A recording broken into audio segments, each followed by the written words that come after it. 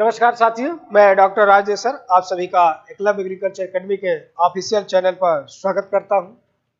आप सभी को विदित है कि संस्था के द्वारा आप लोग के बीच में करंट के मुद्दे को लेकर के संस्था आपको रोज एक वीडियो उपलब्ध करा रही है। संस्था के द्वारा इसका पीडीएफ भी आपको संस्था के टेलीग्राम चैनल पर आपको प्राप्त हो रहा है। और बेहतर जानकारी के लिए संस्था के बारे में अब हमारा ऐप आप डाउनलोड करिए। ऐप डाउनलोड करके आप आइए, वहां पर ऐप पे आपको बहुत सारे संबंधित एग्रीकल्चर की दुनिया की बहुत सारी आपको ताजा तरीन खबरें, बहुत सारे कॉन्सेप्चुअल बातें वहां पर आपको मिलेगा और वहां पर आकर के जुड़ करके आप अपना लाभ ले सकते हैं।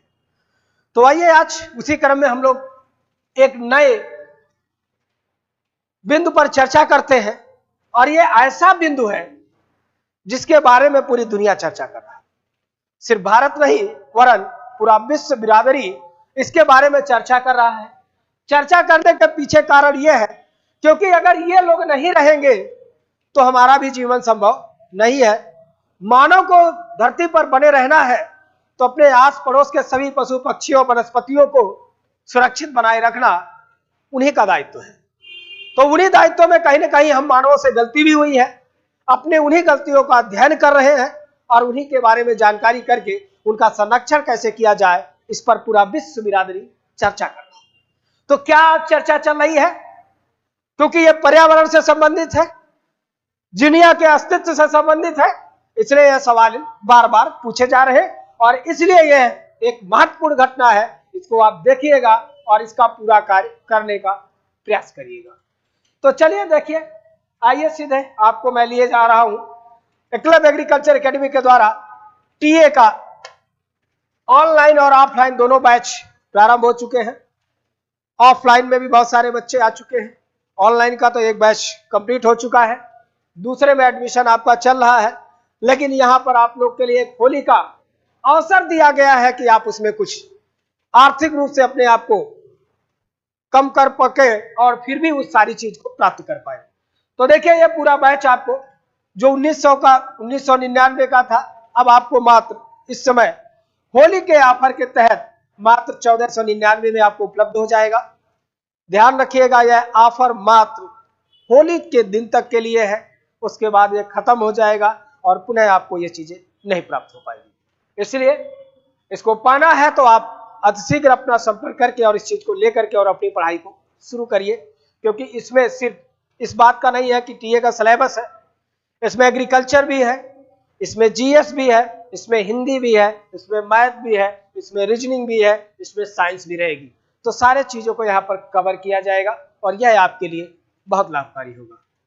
चलिए आगे हम लोग देखते हैं। देखिए, लिखा है वन्य जीव संरक्षण संशोधन अधिनियम 2022। इसका मतलब भारत ने वन्य जीव संरक्षण अधिनियम में कुछ संशोधन किया है। और क्यों किया है, किसमें किया है, अब यह हमसे पूछा जाएगा। क्योंकि इसका संबंध पर्यावरण से, वन्य जीवों से है, वनस्पतियों से है, इकोसिस्टम से है, हमारे आपके जीवन के आधार से है। तो इसलिए यह हमारे लिए बहुत महत्वपूर्ण है। चलिए देखिए क्या लिखा है। देखिए, लिखा है 19 दिसंबर 2022 को राष्ट्रपति द्रौपदी मुर्मू द्वारा वन्य जीव संरक्षण संशोधन अधिनियम 2022 को हस्ताक्षरित किया गया या अंतिम रूप से उन्होंने अपनी सहमति दे दी।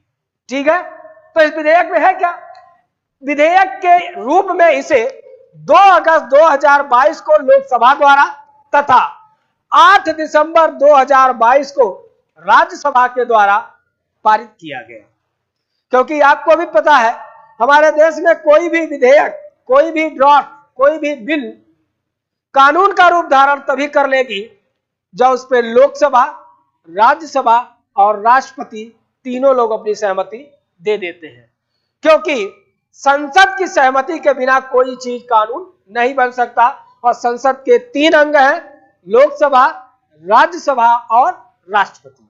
ठीक है, आइए आगे लिखा है इस संशोधन अधिनियम के माध्यम से वन्य जीवों एवं वनस्पतियों की लुप्त प्राय प्रजातियों पर अंतरराष्ट्रीय व्यापार अभिसमय के तहत भारत द्वारा उठाए जाने वाले कदमों को प्रभावी बनाने का प्रयास किया जाएगा। यहां पर देखिए एक वो लिखा है साइट्स, ठीक है, इसका फुल फॉर्म ध्यान से देखिएगा, ठीक है। लिखा है convention on international trade on endangered species of wild fauna and flora, ठीक है। इंडेंजर्ड मतलब होता जो गंभीर रूप से क्या होती है, संकटग्रस्त हो जाती है। तो ऐसी जीव या वनस्पतियों के सुरक्षा के संबंध में यह बात कही गई है। नवीन संशोधन अधिनियम के माध्यम से वन्य जीव संरक्षण अधिनियम 1972 में लगभग 50 संशोधन प्रस्तावित किए गए हैं। कितने? 50 संशोधन, ठीक है। नवीन संशोधन अधिनियम के प्रमुख प्रावधान, ठीक है, तो क्या है, कुछ बातें यहां पर हम लोगों ने देखा है, लिख लिया है। शब्दों का प्रतिस्थापन, वन्य जीव अधिनियम 1972 के अंतर्गत जंगली जानवरों, पक्षियों और पौधों की सुरक्षा शब्दों को वन्य जीव का संरक्षण, सुरक्षा और प्रबंधन नामक शब्दों से प्रतिस्थापित किया गया है। यह बात को ध्यान से रखिएगा क्योंकि यही चीजें आपसे पूछी जाएगी, ठीक है। शब्दों का प्रतिस्थापन किया गया। शब्दों का प्रतिस्थापन क्या किया गया?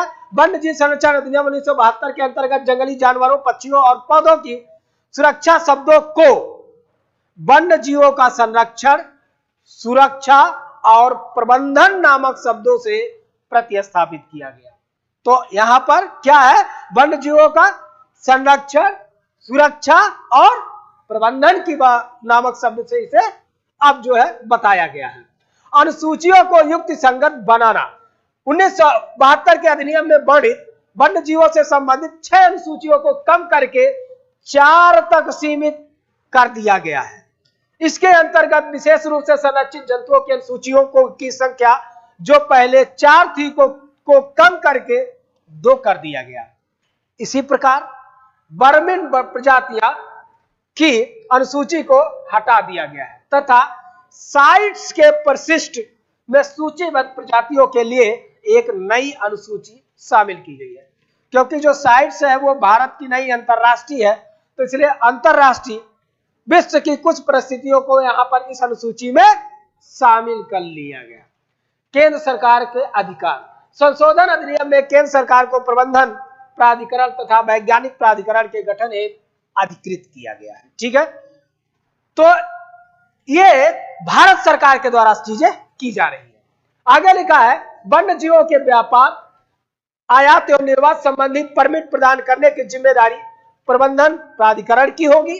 वही दूसरी तरफ वैज्ञानिक प्राधिकरण व्यापार की जाने वाली प्रजातियों के अस्तित्व पर पड़ने वाले प्रभावों का मूल्यांकन करने तथा आवश्यक विषयों पर सरकार को सलाह देने का कार्य करेगा। विदेशी प्रजातियों का नियंत्रण, विदेशी प्रजातियों के बारे में नियंत्रण कैसे होगा? लिखा संशोधन अधिनियम केंद्र सरकार के विदेशी प्रजातियों, आक्रामक पौधों या अथवा पशुओं के व्यापार को नियंत्रित करने का भी अधिकार देता है, ठीक है। आगे लिखा धारा 43, अनुच्छेद 72 के अधिनियम की धारा 43 में संशोधन करते हुए धार्मिक अथवा किसी अन्य उद्देश्य के लिए हाथियों के उपयोग की अनुमति दी गई है। यह सवाल ज्यादा उपयोगी है, इसलिए इसको जो है ध्यान रखिएगा।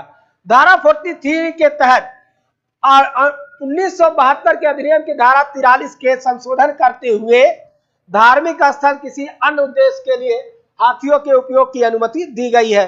मतलब हाथी जो शादी में, विवाह में, धार्मिक स्थलों पर किसी विशेष का प्रयोजन के लिए बुलाए जाते हैं, तो वहां पर बुलाने का छूट दिया गया है, उसको कोई जो है दंडनीय अपराध नहीं माना गया, ठीक है। आगे लिखिए अर्थदंड में वृद्धि। इस संशोधन अधिनियम में निर्धारित कानून प्रावधानों के समान उल्लंघन की दशा में अधिकतम जुर्माना 25,000 रुपए से बढ़ा करके 1 लाख कर दी गई है।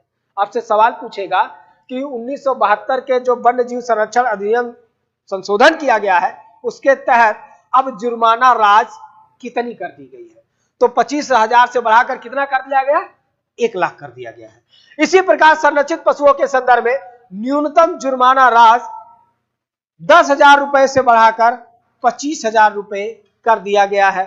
यही सवाल जब आपको पूछेगा ना, जब वो उसमें स्टेटमेंट में बना करके तब लोगों की आंखें निकल जाएगी। इसलिए से ध्यान से देखिएगा, यहां से सवाल स्टेटमेंट में बनेगा और जब स्टेटमेंट में बनेगा तो ये सारी बातों को आपसे पूछ जाएगा, उसमें डाल दिया जाएगा। ठीक है, तो आज की ये मुख्य बिंदु रही। ठीक है, तो इसको आप पढ़िएगा, तो मेहनत करते रहिएगा। आज के लिए इतना ही, धन्यवाद।